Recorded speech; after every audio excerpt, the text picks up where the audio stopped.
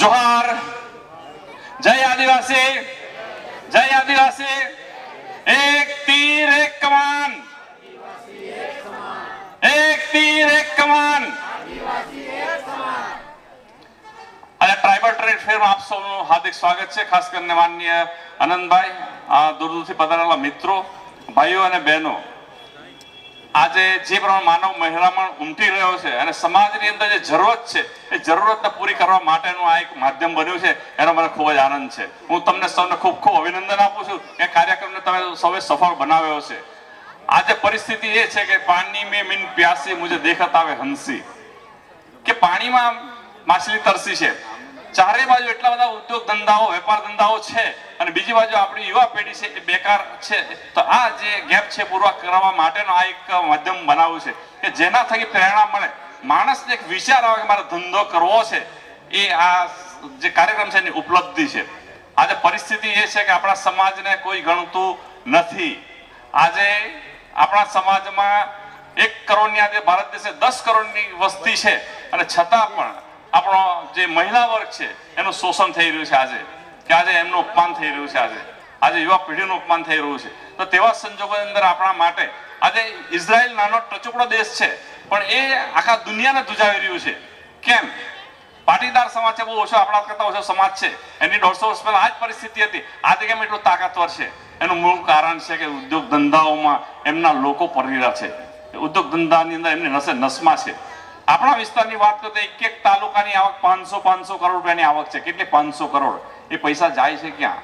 એ પૈસા બધા વેપારીઓ પાસે જાય છે ને આપણા લોકો ધીરે ધીરે દેવાદાર થઈ રહ્યા છે. તો જો આ પૈસા આપણા પાસે જ આવે પૈસા અને આપણા જે દીકરા દીકરીઓ છે એ જો નાનો નાનો ધંધો ઉદ્યોગ કરે અત્યારે ચાલુ કરે તો ધીરે ધીરે આપણો સમાજ પગભર બને. એટલે આપણા સમાજ પગભર બનીને સોમાનથી જીવે, ખુમારીથી જીવે, આપણું કોઈ શોષણ ન કરી શકે, આપણને કોઈ અન્યાય ન કરી શકે, એ સમાજનું આપણે નિર્માણ કરવાની જરૂર છે. તો આજની યુવા પેઢીની અંદર આપણે જોઈએ છે કે જે તાકાત પડી છે, બધા સ્ટોલની અંદર આપણે ફરીએ છીએ. પહેલો એક સ્ટોલ હતો દીકરા કે જે મોટરસાયકલ ઉપર એક ખોખું બનાવીને અંદર સ્ટવ મૂકીને ચા વેચે છે. હવે એને કીધું કે ભાઈ હું 15,000નો ખર્ચો છે મારી અંદર અને મારે મહિને 50,000 કમાતો છે અને મારે 100 જેટલા ઉભા કરવા છે. તો આ એક એની ઉપલબ્ધિ છે કે એનું યુનિટી માઇન્ડ એનું કેટલું પાવરફુલ છે. 100 જણને રોજગારી પણ એ આપવાના છે. તો આ પ્રકારની અહીંયા આગળ જે સ્ટોલો છે કે આપણી સમાજની જે ટેલેન્ટ છે, આપણા સમાજની જે હોશિયારી છે અને જે બુદ્ધિમત્તા છે, એ બુદ્ધિમત્તાને હું લાખ સલામ આપું છું કે જે 210 સ્ટોલ છે ને 210 ઉદ્યોગપતિ 5-10 વર્ષની અંદર સમાજને ખૂબ આગળ લઈ જશે. અને ખાસ કરીને આપણી જે નવી પેઢીના જે ઉદ્યોગકારો છે એના પછી આપણા લોકોએ પ્રેરણા લેવાની છે. 6ઠ્ઠી ચોપડી ભણેલો માણસ, 6ઠ્ઠી ચોપડી ભણવામાં જેને અંગ્રેજીનો એ પણ નથી આવડતો, એવી વ્યક્તિ આપણા સમાજમાં પડેલી છે કે જે નવ દેશની અંદર પોતે કારખાના, ક્રેઇનના કારખાનાના સ્પેર પાર્ટ 9 દેશોની અંદર વેચે છે અને એમની પાસે 1000 જેટલા કર્મચારીઓ છે. અહીંયા આગળ આજે આપણે બધું જોઈ રહ્યા છે એ કોના પ્રતાપે છે? એ કોણે કર્યું છે? બધું આદિવાસીઓ કર્યું છે. અને એ અહીંયા બેઠા ધનંજય પટેલ, 1 મિનિટ, આ ધનંજયભાઈ છે કે જેમના બદૌલત બધા ડોમ એમણે ખાલી 3 દિવસની અંદર ઉભા કરી દીધા. વરસાદની અંદર આ ડોમ ઉભા કરી દીધા છે. એ તાકાત આપણા લોકોની છે. એમના ભાઈ અશ્વિનભાઈ છે એ પોતાની ડેરી ચલાવી રહ્યા છે. આજે જરૂર એ છે કે આપણા સમાજની અંદર પહેલા ગામ સ્વાવલંબી હતી, આપણને બહુ દુકાનની પણ જરૂર નહોતી પડતી, તો ધીરે ધીરે બહારથી દુકાનો આવતી ગયા, બધું આપણે બહારથી લેતા ગયા. આજે આપણે પોતાના ગામનું કઈ નહીં મળે. આજે ગામ આજે લારી ગલ્લા ચાલુ થઈ ગયા છે, આજે પડીકા ચાલુ થઈ ગયા છે અને ધીરે ધીરે દવાખાના મારા ઓછા થવા જોઈએ. જેમ આવક આવે તેમ દવાખાનાની સંખ્યા ઓછી થવી જોઈએ, પેશન્ટ ઓછા થવા જોઈએ, તેમ પેશન્ટ વધી રહ્યા છે.